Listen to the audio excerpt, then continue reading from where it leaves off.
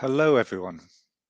I think you should all be here now. So yes, thank you very much for joining this spotlight session. It's on how to work together to deliver change. I am Morrison. I've led the communities elements of the Nature Towns and Cities programme for the last few years, and I'm also chair of Loveleads Parks, one of the newer Parks Foundations. So the purpose of this session is to showcase different models of working together to lead change, particularly through partnership working. We've got a couple of short presentations, a group chat, and then time for discussion in the 45 minutes that we have got. Please drop your comments or provocations to others in the chat, which has been such a rich part of the event today. Gone are the days when our partnerships would be set up around a funding bid with plenty of resources kicking around. It feels like we're in very different situations now. But also COVID has showed us that there is different ways to rapidly work together differently when needed.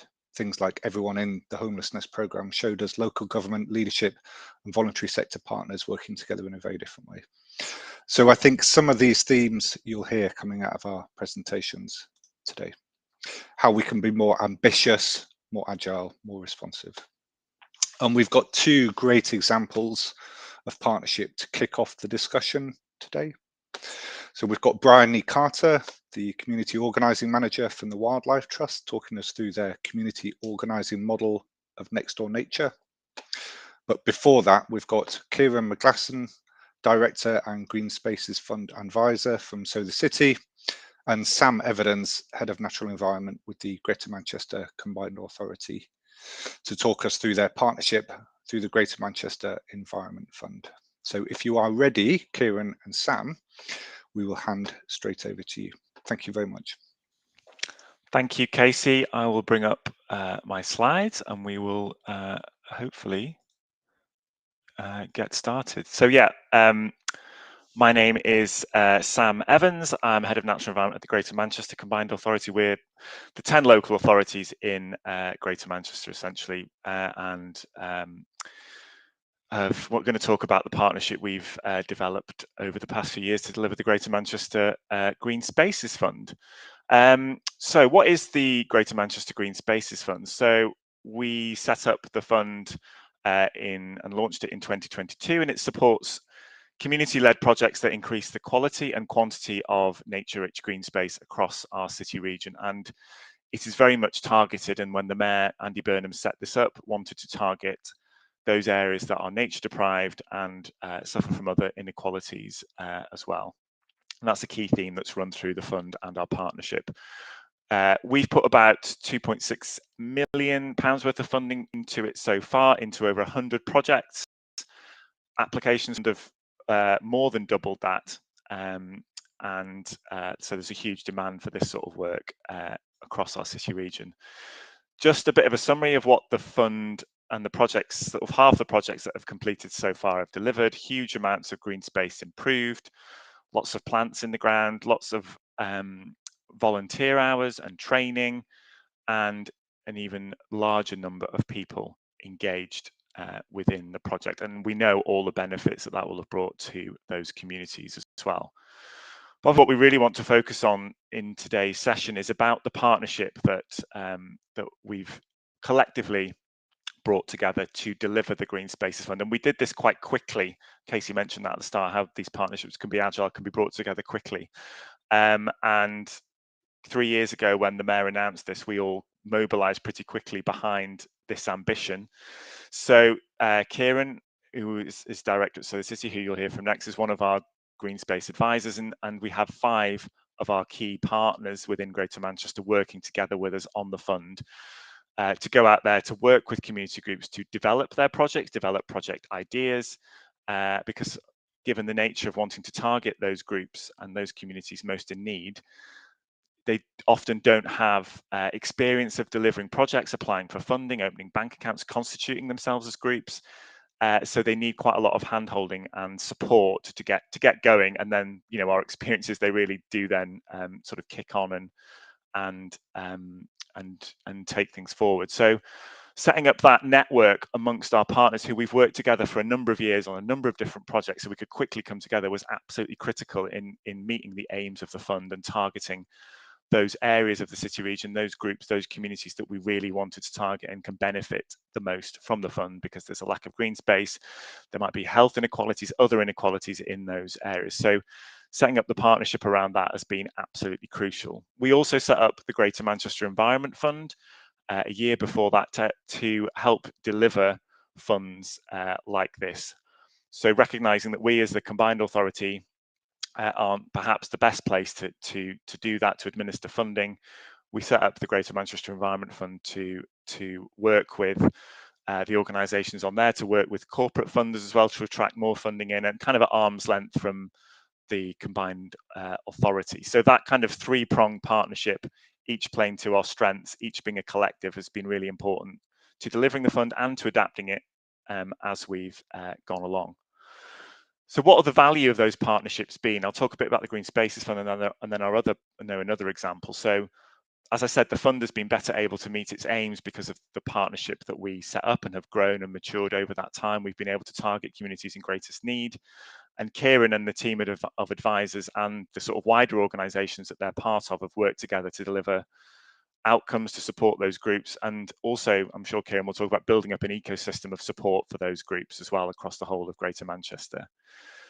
More broadly, this way of working is something that's really second nature, I think, to us in Greater Manchester. We've invested a lot of time over probably almost a decade now of partnership working. We were fortunate to have two large European projects, Natural Course and Ignition. Ignition brought together 12 partners, Natural Course 5 partners, and around the sort of water environment, water quality issues, flooding, and those projects also, helped us embed this partnership working and have led to permanent changes in the way that we work with our key partners. And we've recently launched an integrated water management plan with the Environment Agency and United Utilities, which has really been the successor to this. So partnership working is really ingrained in what we do. So just to close, I think we were also asked for sort of our three kind of pointers on partnership working, and I think mine would be, and we can come to these in the session, invest time in it. It's taken a long time for us to mature and develop these partnerships, but we really were able then to mobilize them quickly for the Green Spaces Fund. Understand different organizations, drivers, their own strategies and plans, and align those. And really, talking is good, but doing is better, and trying to get involved in projects, delivering projects together, as we've done here and been fortunate to have the funding to do, is really helps mature and accelerate those partnerships. So that's my 5 minutes up. You're going to hear more from Kieron now about the nuts and bolts of delivering the Green Spaces Fund and his take on how we work together. Thank you, Sam, and good afternoon, everyone. And just while I think I have a kind assistant somewhere who's going to load some slides I've presented as well. So that's fantastic. Thank you, Louise. So just want to kick off very quickly, just as it says on the tin, really. So the city, we're a social enterprise based in Manchester. But we're so much more than that, really, about creating green spaces. It's really about creating trust, hope, kindness, creating happier and healthier communities, as well as the greener cities. And we're also pretty good at things like green skills too, and that sort of thing. We've got a new website out this week, so please take a look. So next slide, please, Louise. So it really is elephant and mouse. And we were asked to talk about how we've worked with GMCA, and we're a team of 9. We're small, and one of those people are on maternity leave. But I think that's almost the interesting lesson, because whilst we are small as an organisation, we have a network of other mice, lots of other mice across the city, the mice being the community groups. And like mice in houses, we can get into the places some of the elephants cannot reach of a house, behind the skirting boards, under the floors, and really get under the skin of the community, if you follow me. So the way that we've been working together, as Sam mentioned, has been on the Green Spaces Fund. That has been the first one. And we've really been able to connect both with the strategic leadership of the Mayor and GMCA, but bring that down, be the middleman, if you like, and bring that down to the community level. So next slide, please, very quickly. Louise.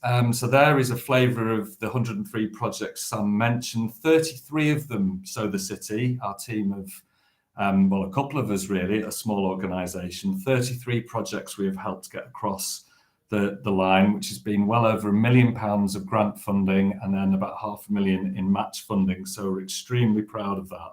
And we play a role for the Mayor in helping him deliver his manifesto around creating ideas. That's the first one. Coming up with ideas with groups, helping them do the paperwork. There are lots of forms to fill. Then helping them deliver if they get the funding. And finally, sustaining their projects. So next slide, please, Louise.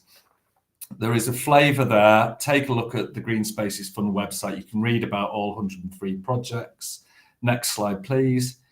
And here we have a green square. That is a formerly disused bowling green. And it's an example, just very quickly, of these slides, of an area that was in a city, heavily polluted, very densely packed, lots of poverty, no green space, mattresses and alleyways.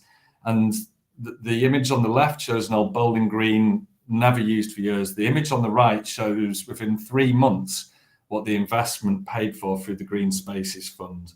So if you could move on, please, Louise, just very through these slides. So it's been about working with the community to create these spaces. Keep going, please, Louise. Community cohesion, really empowering people to get involved with nature, bringing nature to a community, creating spaces. This is a typical Saturday afternoon in December, would you believe? Getting people out, in touch with nature, away from the mattress-filled alleyways. Next slide, please. And then finally going full circle and inviting the Mayor down to open it. So a really, really lovely way to work with GMCA at the broadest level. Culminating in that, next slide, please, Louise, is because we've been involved in so many projects, it's been about harnessing that energy and a movement that's going on. And so the Mayor has asked us, and GMCA have asked us, to create a network called the Green and Blue Spaces Action Network, which has just launched. And this sits alongside various other strategic networks in the city around social prescribing and living well, homelessness, food security, digital inclusion, etc. So next slide, please, Louise. It's a non-favoured text slide for me, but I think just how this has benefited us I'll be a couple more minutes with these. But I think for a very small mouse type organisation, it's really elevated our profile and it's communicated the value of social impact and community development that we can bring. It's helped make stakeholders in the community listen. Often we can talk and we can bang our drums, but people maybe yawn or don't get it. But when you can align yourself to a Mayor's manifesto, people stand to attention, which has been really useful for us, and so they can listen to us more. And we count our communities as part of Sow the City as well. And it's helped strengthen our organisational aims because it mirrors what we want to do. And ultimately, it's helped, helped create systems change and harness community power. And, Sow the City staff, we all live in Manchester, right? In Greater Manchester. So it's been really nice to, benefit us creating a greener city in which we live. Next slide, please, Louise.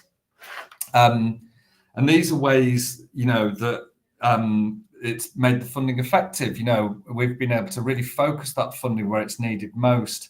We've been able to tap into the grassroots knowledge and be a middleman between the leadership.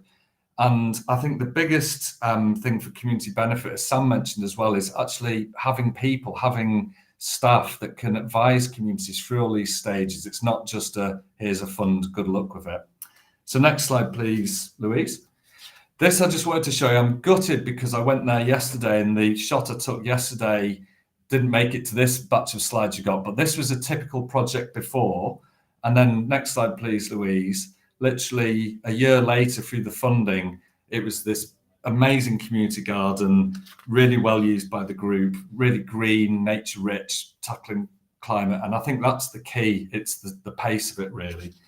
And so my final bits of advice on the final slide, please, Louise, is to focus on what the lady says at the top right there. I think that's the key thing.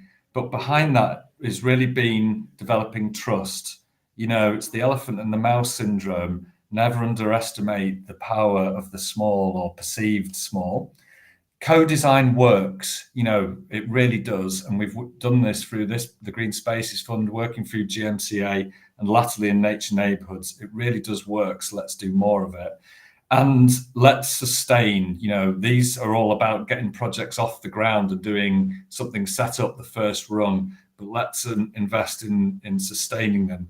And I think we can do that through these projects. And the final point I wanted to make for other cities is really do consider this Green Spaces Fund model, because it is fantastic, and definitely involve other departments beyond the environment in there, because we're creating community cohesion, we're creating health, we're creating skills, as well as the green spaces. So thank you for listening. Thank you very much, Kieron. That was excellent. And I can think of quite a few places which are incredibly jealous of what you have managed to do.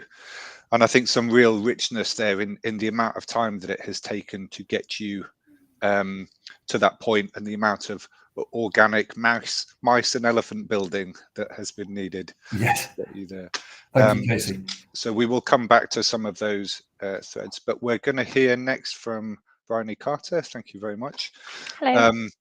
Who's going to talk us through the community organizing model. And the reason why we wanted to show you this one is I think it's a really neat example of big organizational change, how big organizations can change, how they work in different areas. And I think it's a really interesting example of that. So thank you very much, Bryony. Thank you. I also have a nice assistant who's going to do my slides for me as well. So thank you, Hannah. Okay, so yeah, I'm Bryony Carter. I'm the community organising manager at the Royal Society of Wildlife Trusts, and I work within the central team. But there's 46 individual charities and wildlife trusts across our federation, and I'm going to talk to you about. It's sort of going to be in complete opposite to what the other guys have just said, but also completely the same, and you'll see why as I explain. So next slide, please. Oh. Yay, thank God for that. To kick off, I thought I'd start with a little game. And I just wanted to do this to help demonstrate why we decided as an organisation to take a shift towards a community organising approach around 4 years ago. So this is a bit of community engagement bingo, if you like. And on the screen, you can see 4 statements. And these were things that I would say I was traditionally hearing time and time again from across our organisation. And I wanted to see if any of these sounded familiar and resonated with you. I think these statements for me reflect the hard truths that we face, and we recognise them about our organisation. And that was, do you know what? We're not diverse. We were stuck in our echo chambers of talking to the same people. We didn't slow down and actually listen to people. We do a lot of helicoptering, going, don't worry, Wildlife Trust here, we'll do it all for you. We had fixed ideas about what success looked like and for communities, and anything less was a fail. And then if we did fail, we'd sugarcoat it anyway. We only worked with partners who looked and sounded like us. And so in the example from the guys previous, that works really, really well. And I'm not by any means saying that you shouldn't do that. But then sometimes that's made us when we're working in hyperlocal situations, it sometimes restricted us from learning as well. And we also try to be the whole orchestra a lot of the time. So we were running around doing everything, not co-creating, and then wondering why nothing really changed. So next slide, please. So we did absolutely recognise that things needed to change. But we've been doing things, we've been around as an organisation for like 100 years, and we've been doing this type of work for 70 of that. And I think for a lot of people in this sort of people-facing type work, it always felt like that nice fluffy stuff that you guys do over there, something you fit around the edges of nature recovery. But that's simply not true. And most of us, and many of you today on this call, are doing incredible work that is nature conservation because people are part of it.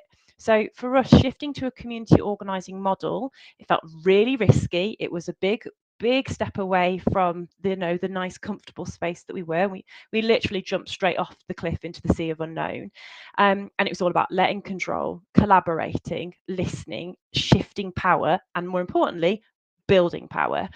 And it was so necessary. We need to do this. But we are a federation of 46 individual wildlife trusts who are rooted in communities from Scotland all the way down to the Isles of Scilly.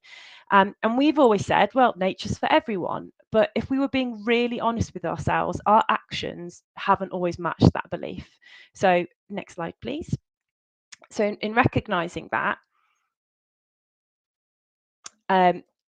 along came the National Lottery Heritage Fund. And in December 2021, just before Christmas, which felt like a bit of a Christmas miracle, an opportunity to apply for £5 million from the NLHF as part of their Platinum Jubilee programme came available. And the goal was to meaningfully engage and support 200 communities across the UK in rural, urban, coastal, market towns, you name it, to take action where they live, especially in areas of indices of deprivation. And on the screen, you can see the outcomes that we were measuring against.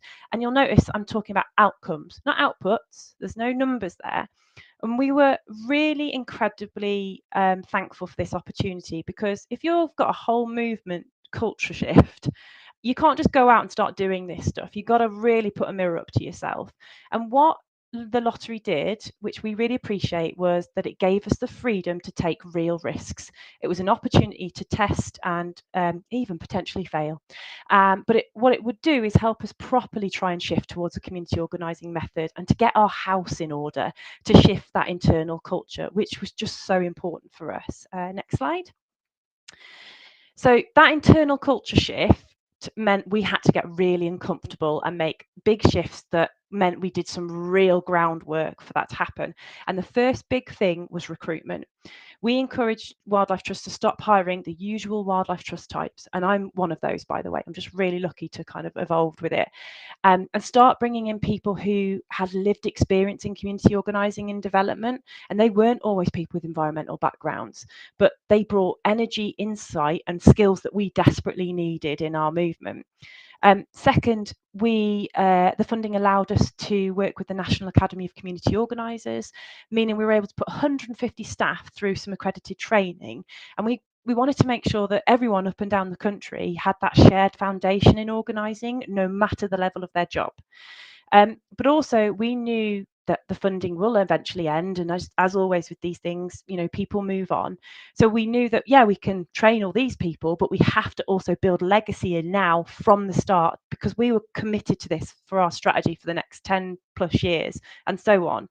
So we developed a train the trainer program from the beginning, which was a model using 21 of our sort of star community organisers that help co-create a wildlife trust specific course that we've rolled out now across the UK under the banner of Community Organising for Nature Recovery, that all staff from HR to nature reserves managers are doing and have done.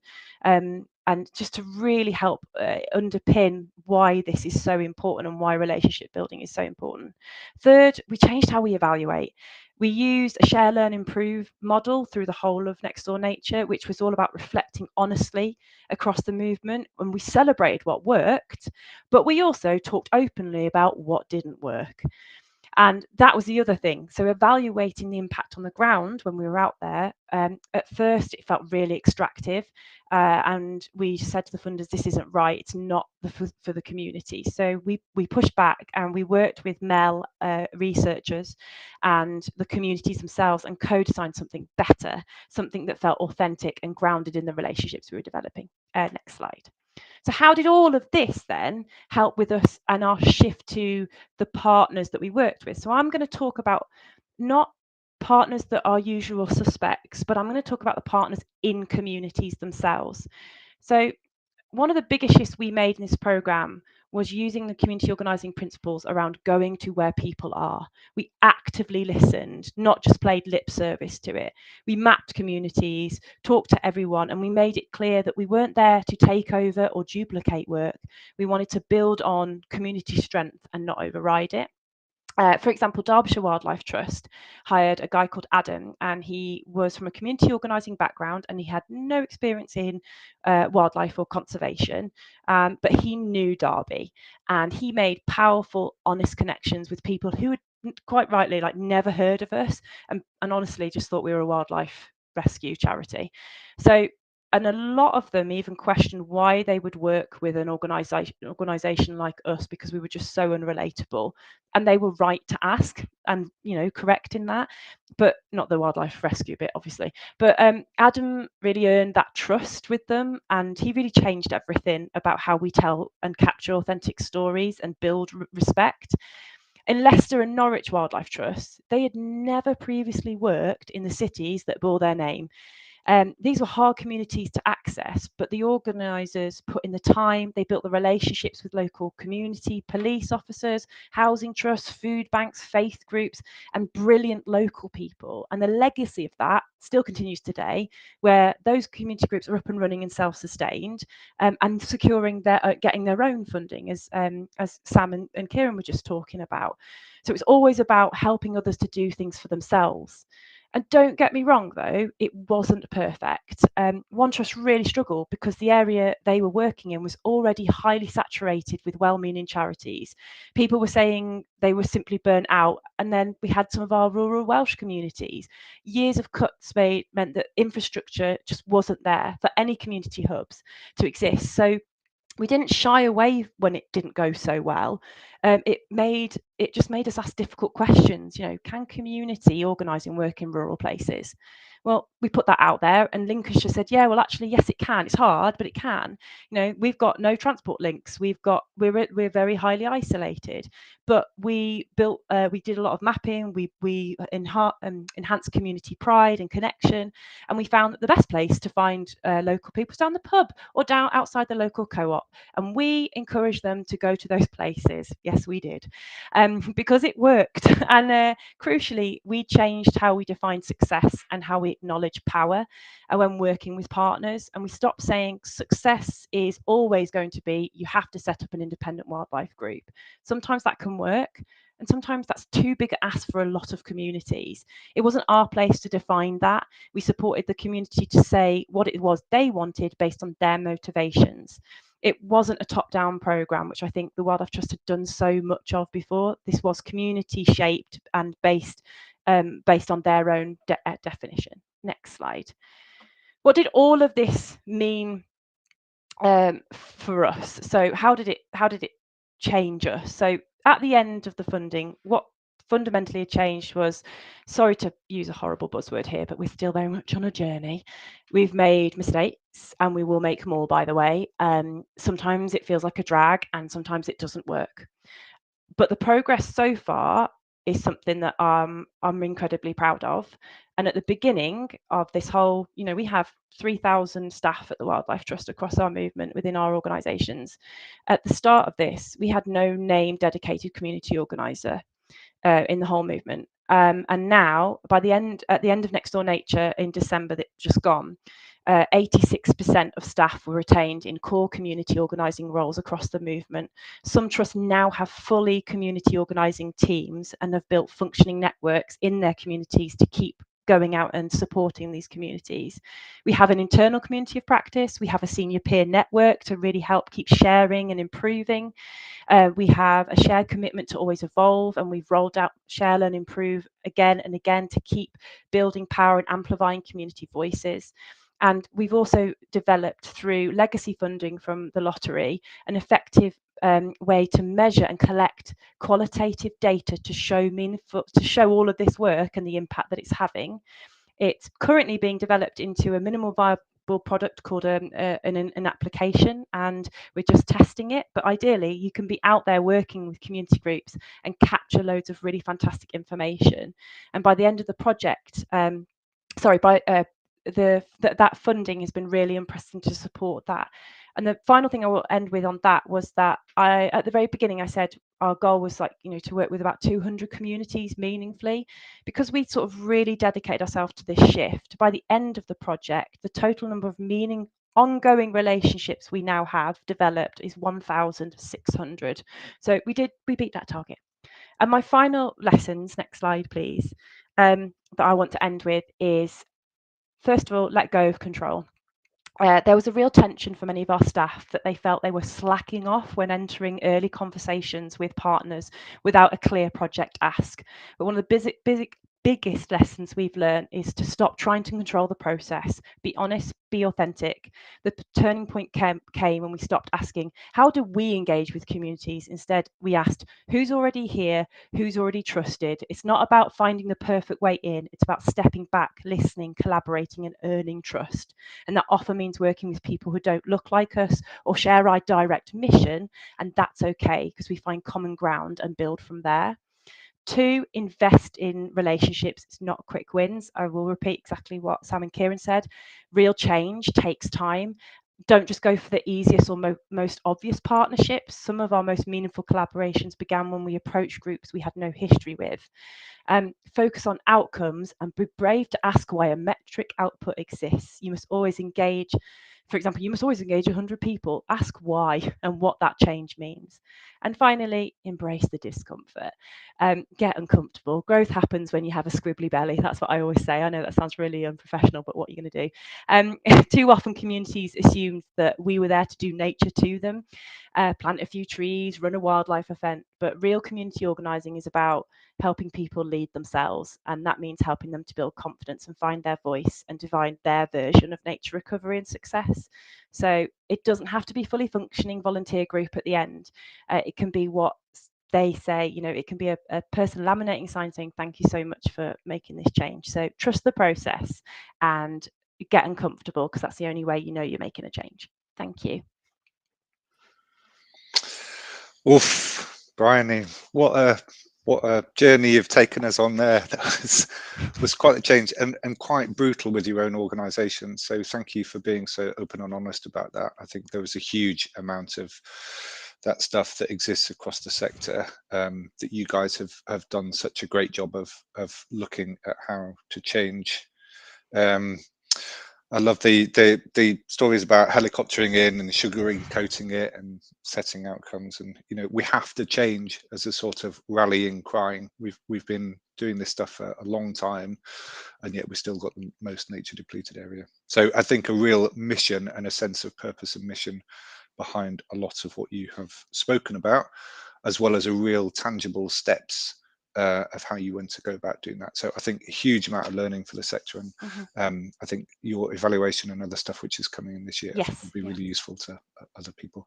Could I ask the other 2 speakers to come back onto the stage, and we're going to go into some questions now if we could.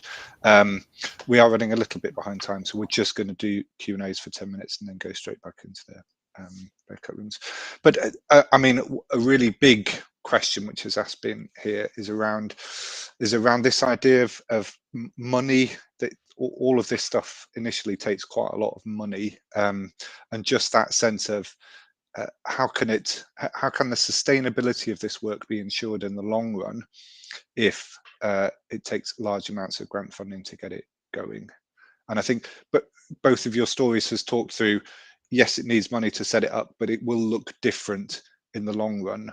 And I think you gave some really good stats about that, about the match fund doubling the amount of money that you put into it. Sam, I think, was such a great example of that. 100,000 people involved, 5,000 volunteers, talks to a really different sector at the end of it.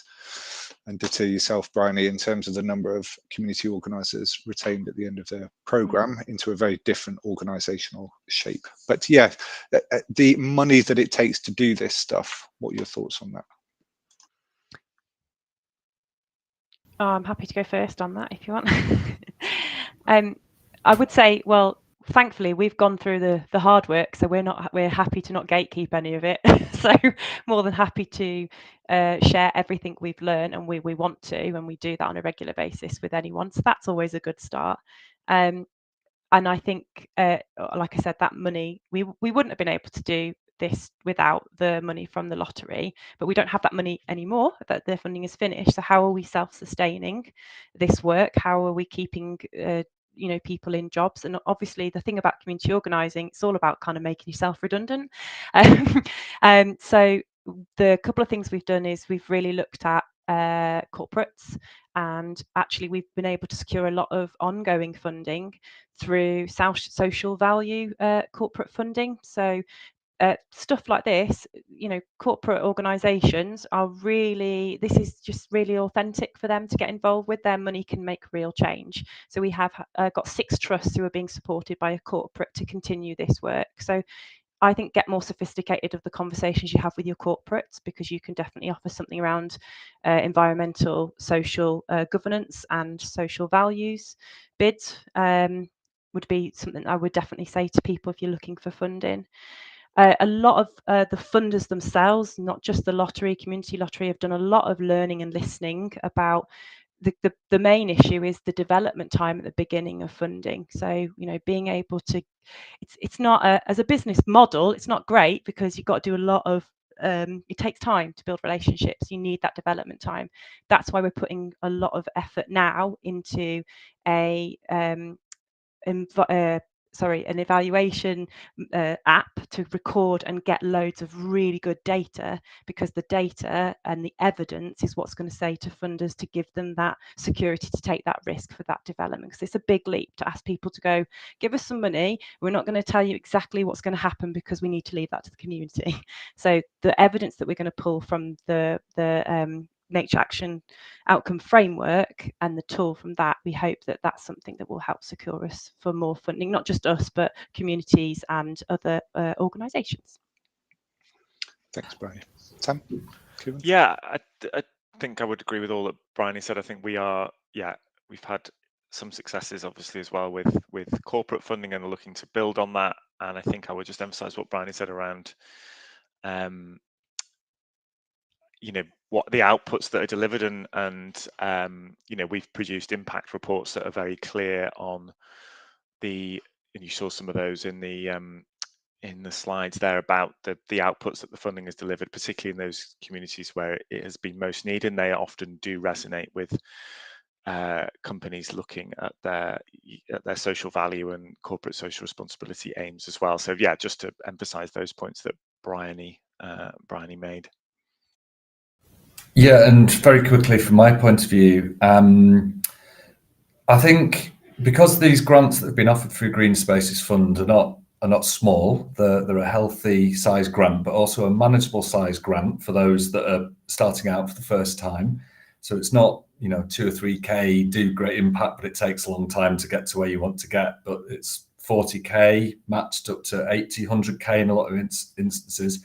It has the impact, the social environmental impact that I showed before, but it also allows groups to prove themselves and also give themselves confidence and whatnot. And I've been amazed that a number of these larger groups, two of the examples I showed before, now want to set up a social business around doing social prescribing, corporate volunteering, food projects, all that sort of thing. And it also makes them more ready for larger grants. And some, I know that's a grant again, but some are going down the route of like Heritage Fund up to a much bigger margin. So it's that next rung on their ladder.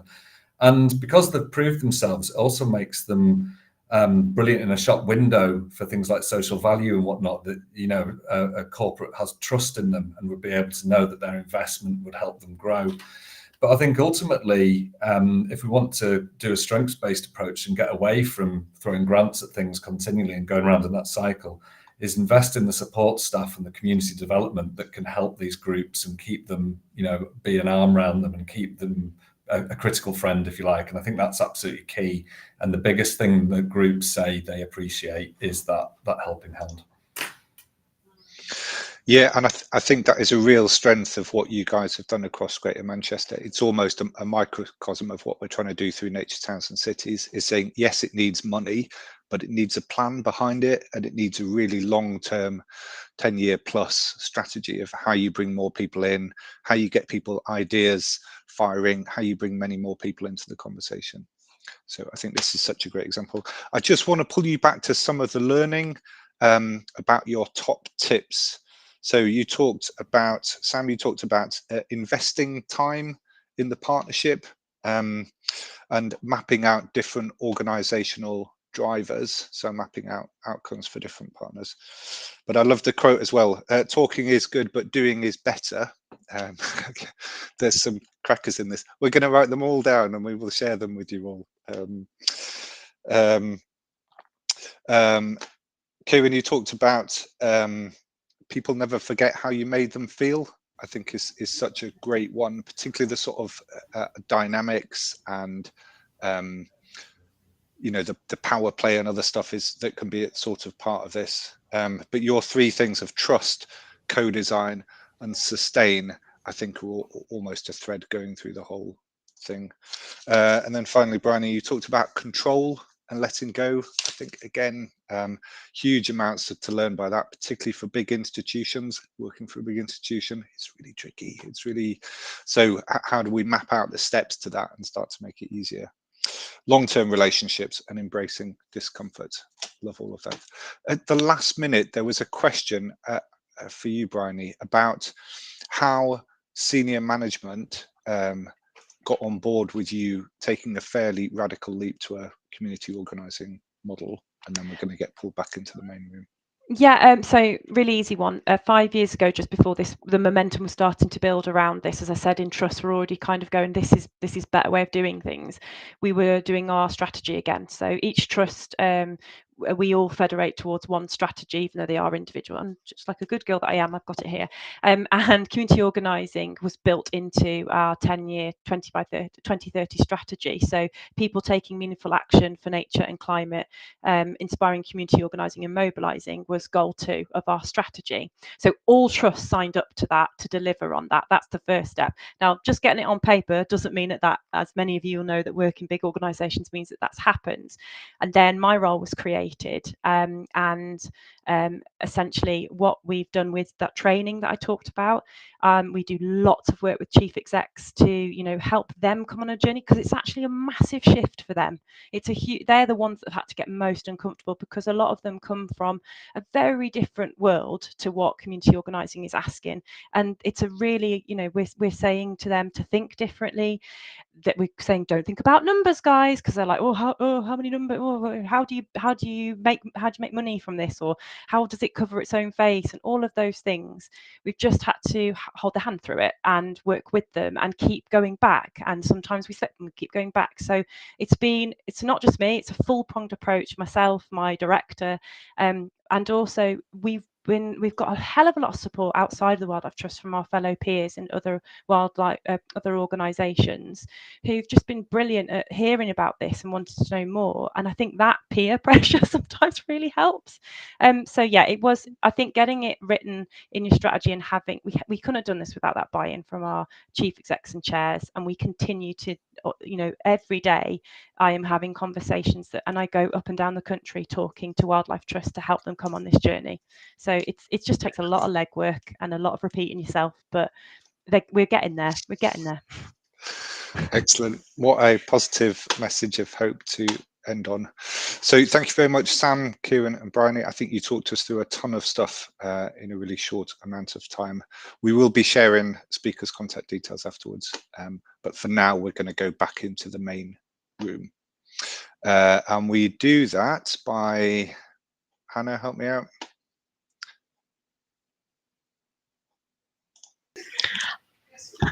I think if you go onto the event map and then click on the Creating Nature Towns and Cities, that should bring you back into the main room. Thank you so much, everyone. Thanks, everyone.